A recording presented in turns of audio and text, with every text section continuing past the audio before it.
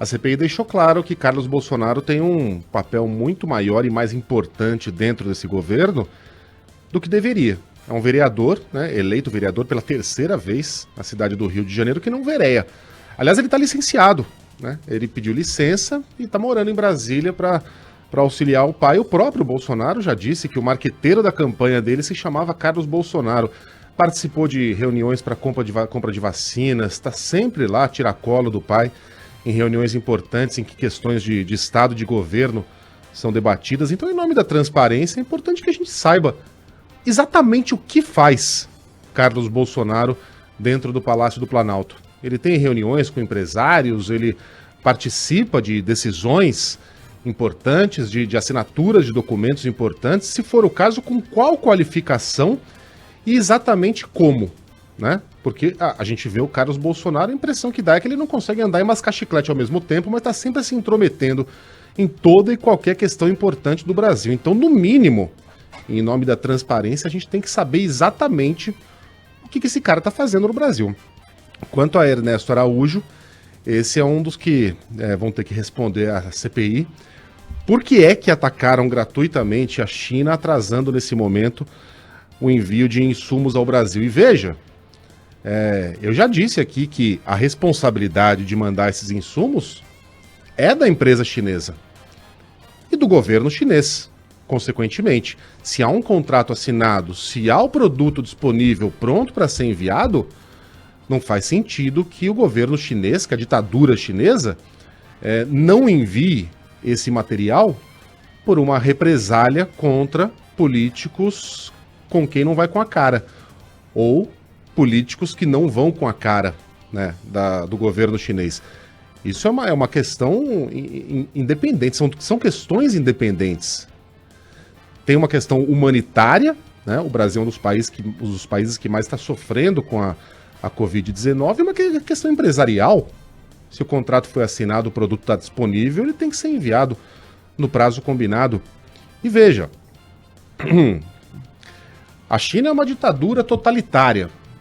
É um governo que assassina dissidentes, é um governo que não dá liberdade aos cidadãos, que controla todo e qualquer movimento individual de seus cidadãos por meio de espionagem, né? É um governo violento que usa de chantagem e intimidações na geopolítica, nos negócios internacionais.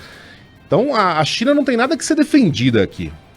Agora, se a gente vai atacar a China, eu quero saber por quê. Olha, a gente vai se levantar contra uma ditadura.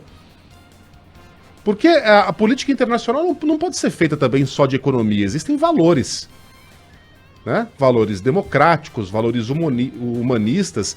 Então, se alguém quiser se levantar contra uma ditadura, conte comigo. Tô dentro.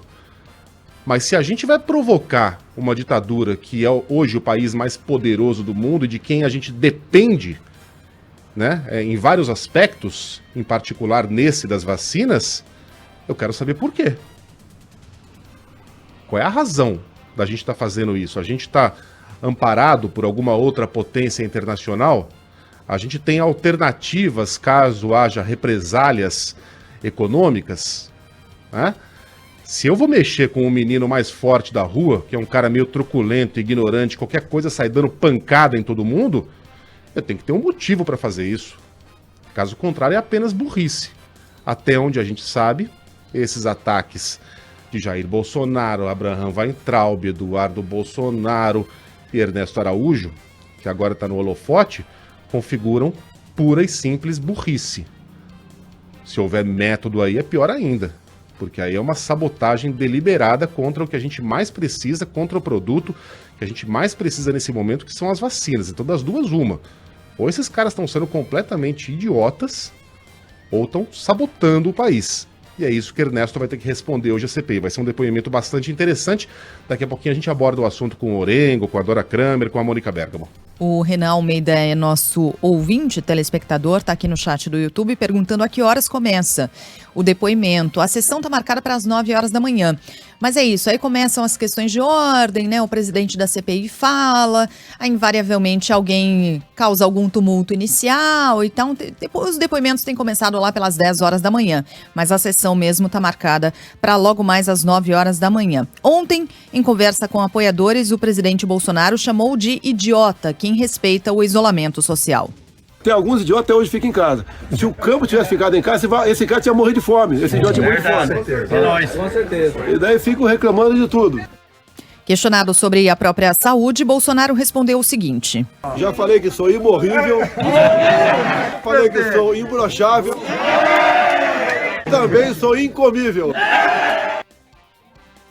Bem, daqui a pouquinho a gente volta a falar mais sobre a pandemia, inclusive sobre essa questão do distanciamento social. Saiu uma pesquisa a respeito disso, né? A gente está com mais baixo distanciamento social, o índice mais baixo, me parece, desde o início dessa pandemia, mas daqui a pouquinho a gente vai falar sobre esses índices que reforçam, é claro, também a importância da vacinação, sobre a qual a gente fala idiotas, né, já. Pois é.